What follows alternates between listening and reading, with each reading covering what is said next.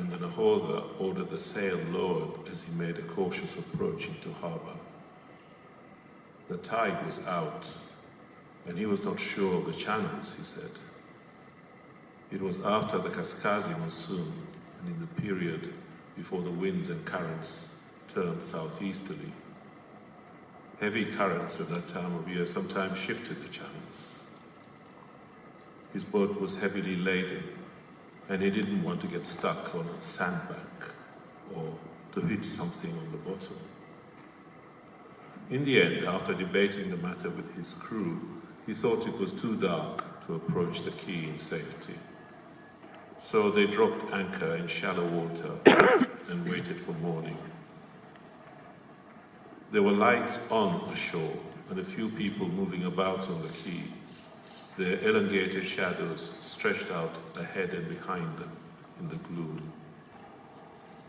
Beyond the quayside warehouses, the town sprawled, and the sky was amber from the glow of the setting sun. Further to the right, the dimly lit shoreline road shaped the way towards the headland, which after a while ran out to the darkness of the country.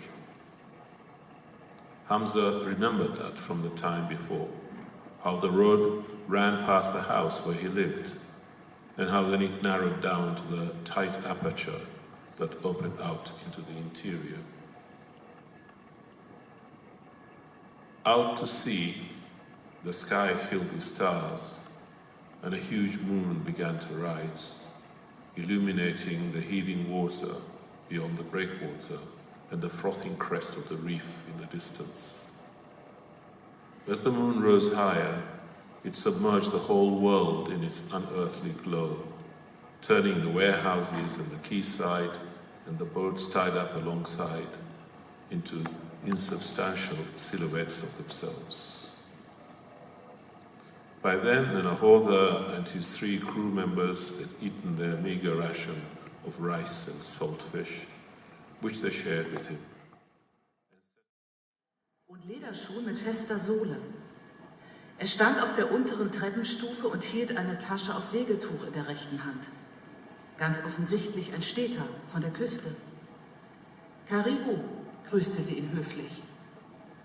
Marahaba, erwiderte er lächelnd. Und dann fügte er hinzu, darf ich fragen, wie du heißt? Afia, antwortete sie. Er lächelte noch breiter und stieß einen Seufzer aus. Er ging in die Hocke, damit sie auf Augenhöhe waren. Ich bin dein Bruder, sagte er. Ich habe so lange nach dir gesucht. Ich wusste ja nicht, ob du oder Ma und Ba noch am Leben seid. Aber jetzt habe ich dich gefunden, Gott sei Dank. Ist jemand zu Hause? Sie nickte und ging, um ihre Tante zu holen, die herauskam und sich die Hände an ihrer Kenga trocknete. Der Mann, der sich wieder aufgerichtet hatte, stellte sich vor. Ich bin Elias, Ihr Bruder, erklärte er.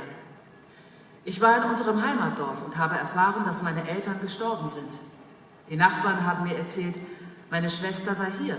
Ich wusste von nichts. Ganz kurz. So I knew that. But I also knew about stories that were circulating about the experience of the war. A relative of mine, we used to call him our grandfather, but that's partly because we're kind of generous and loose about how we describe members of our extended families. He was really my mother's uncle. But, you know, we don't have a word in Swahili for my mother's uncle, so he became grandfather. A lot easier and also much nicer for him to be described in this way.